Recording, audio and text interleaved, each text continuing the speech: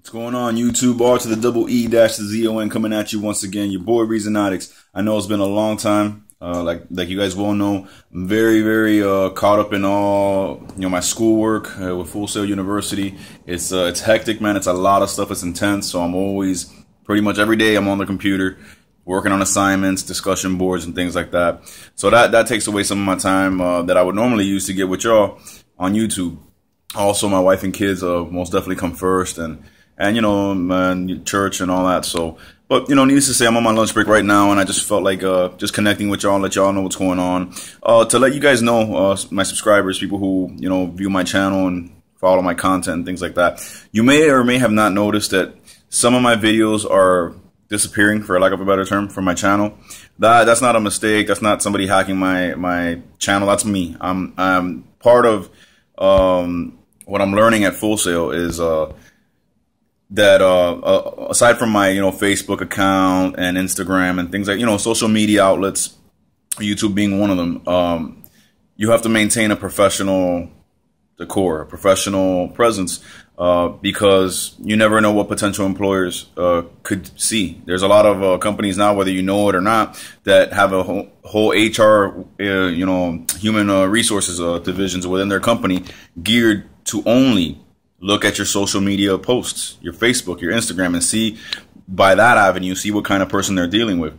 So, I got a lot of videos where I mean, it hurt to delete some of them, and I still got a lot more to delete, but it hurt because there's such great videos that I've made, not to brag or anything, but I've made great points and great conversation in those videos, but I'll be cursing, or you'll see me, hoisting a beer, which there's nothing wrong with drinking a beer, but at the same time, you want a professional appearance, and you wouldn't do that in a meeting or an interview with a potential employer. So that's why you'll probably see a lot of the videos, even some that you might consider some of your favorites, disappearing off the channel. So my apologies for that, but I'm very serious about my passion for the gaming industry, not just my fanhood of it, but now my new focus and what's always been my focus all along, which is to land a career within the gaming industry. And to do that, I will do absolutely anything. It doesn't matter what it is. As long as it doesn't compromise my faith or my family, I will sacrifice whatever I need to.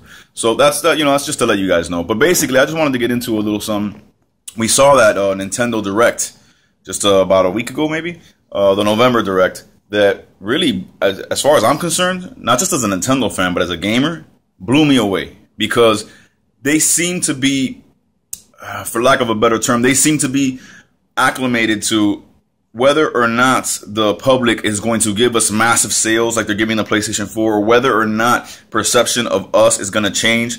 A lot of people perceive them to be a kid's console or a family-friendly console, in which they have elements of that, but that's not all that they are. Us real Nintendo fans know that, but the perception is that that's what they are. They seem to be getting to the point where they're like, you know what? We don't care what the perception is. We're going to continue to bang out content and worthwhile content. And so that's what that Direct showed me, because it was just chock full of content. Started off with some 3DS stuff. Now, again, I'm not discounting or discrediting or just, disregarding the 3DS stuff, because the 3DS is a monster of a system. But as you guys know, I am not that big on handheld gaming. So though I own a 3DS, I barely ever use it, with the exception of road trips. So, I'm going to just bump by that real quick. And because there wasn't that much of it, when I first saw them start with stuff for the 3DS, and there was really good stuff. The Legend of Zelda Majora's Mask 3D was confirmed. Zelda fans everywhere rejoice. Me, not personally, because I really didn't like Majora's Mask. I'm one of the few, or the many, depending on how you look at it, because I think Majora's Mask has a small following, but it's a passionate fan base. So for me, it's the worst Zelda game ever made. I really didn't enjoy it at all. But that's just me. That's my personal opinion. A lot of people loved it. So to see this confirmed was great. And to see Project Steam, or I'm sorry, Codename Steam, or whatever it is, that looked very interesting. It kind of reminded me of Splatoon in a way, the way it's set up, but very interesting concepts with like Abe Lincoln and Tiger Lily and all these historical figures being part of this action team. It was really cool the way it worked. But once I saw this 3DS stuff, I'm like, okay, here we go. They're going to do an entire Direct on 3DS, or 90% of it's going to be on 3DS, and then they're going to give the Wii U the last couple minutes. Bro, after they showed like 2 games for the 3DS at the beginning, the Zelda one and Codename Steam and stuff like that, boom, all Wii U. And it was great content. First and foremost, what I'm waiting for, which actually comes out tomorrow. Today's the 12th. It's the 13th tomorrow. Mario Kart DLC Pack 1. The Legend of Zelda pack, for lack of a better name, with Link and his custom bike.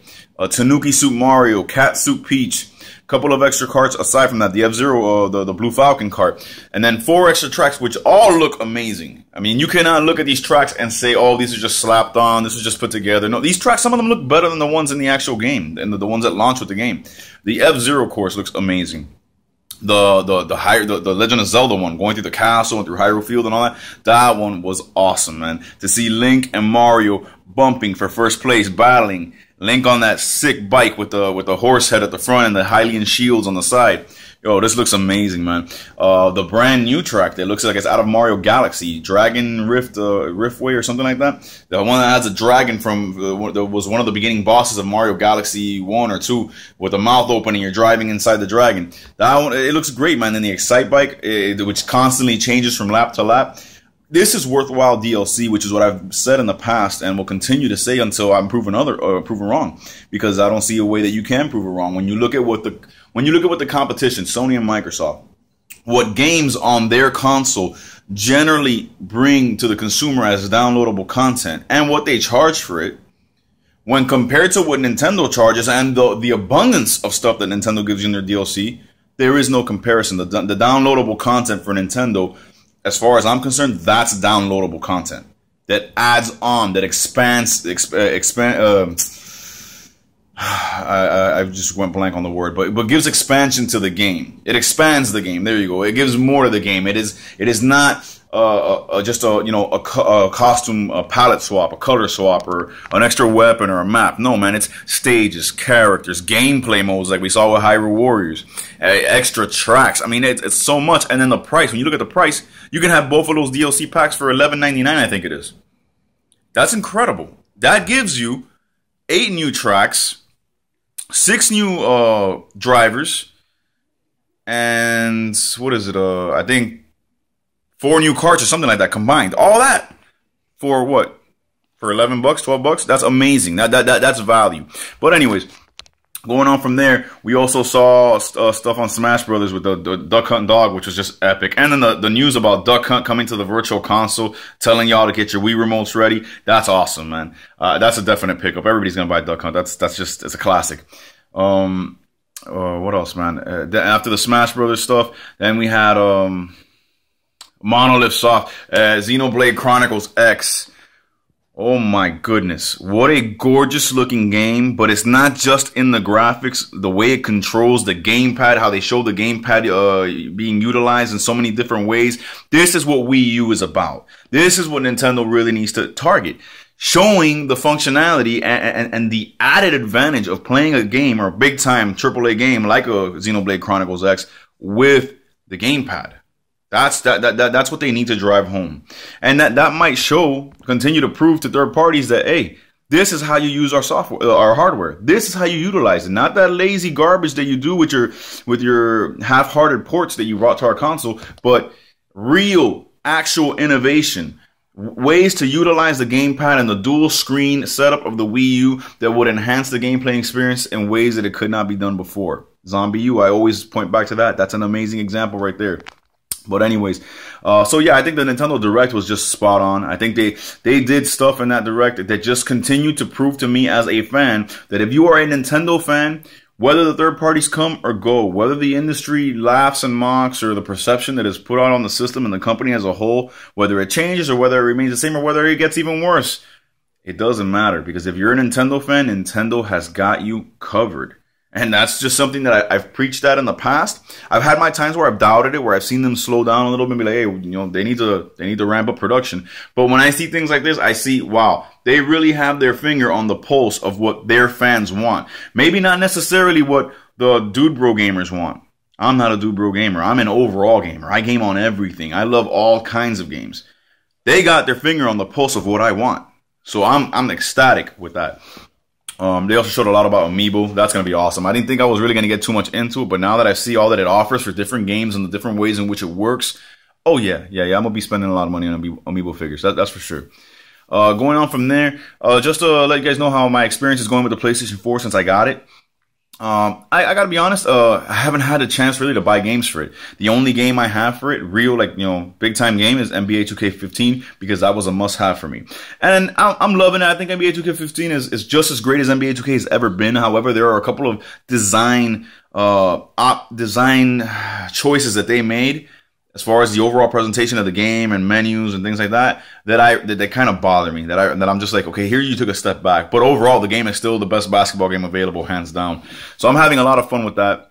The game Dust, which is a side-scrolling platformer exploration type of game with some beautiful hand-drawn art style in there. It's just especially now that that's my major. Now that that's a degree I'm pursuing, game art. I just look at that game and I'm like, the skill to communicate those characters in hand-drawn style like that, with the vibrant colors and the way it's animated, and just the content of the game, the different paths you can go, the many side quests you have. It's a great adventure. I haven't played it in a while because I've been on nothing but 2K15, but it's still there. I did progress very, very far in it, and I'm enjoying it, man. I'm gonna go back to it.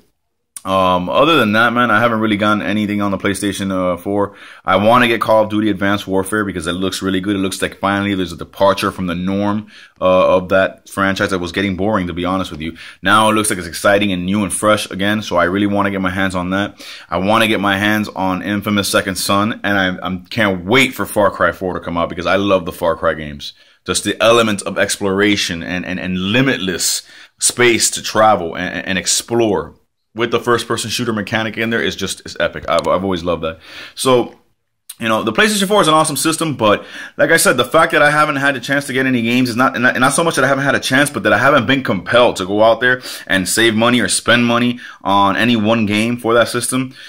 It goes back and proves the point that I've been saying from the beginning of why the Wii U is the definitive next-gen console, because it has compelling software, man, that you want to buy, that you want to spend money on, that you can't wait for it to come out, that once it does, you buy it and you're playing it and you're playing, and then when there's a drought, you go back and you play those games and it's just as amazing as it was the first time. Whereas I'm here on PlayStation 4, I'm like, okay, NBA 2K, this is my NBA 2K15 machine right now, basically is what it is.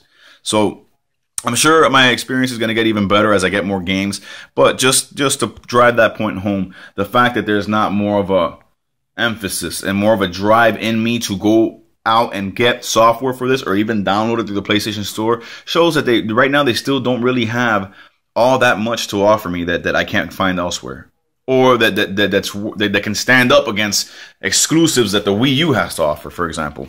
So it is what it is, man. Like I said, it's going to get better when I get more games, but it's not bad by any stretch of the imagination. It's an amazing console with great capabilities. I'm just waiting for the software. Other than that, man, that's pretty much a wrap. I hope you guys have enjoyed this video. Like I said, my apologies for the videos that will be deleted from my channel throughout the next couple of days. If some of them happen to be videos that you really like, I'm sorry, but like I said, I have to maintain a professional image, a professional decor when I'm doing my videos, because this channel, which is my ReeZoNoticz YouTube channel, and my Facebook account, my professional Facebook account, which is under Oscar Torres, my name, my first and last name, those two avenues will be my main avenues as of right now on how to get myself out there. Gotta get my artwork out there, my content out there, and just basically be able to show people what I can do.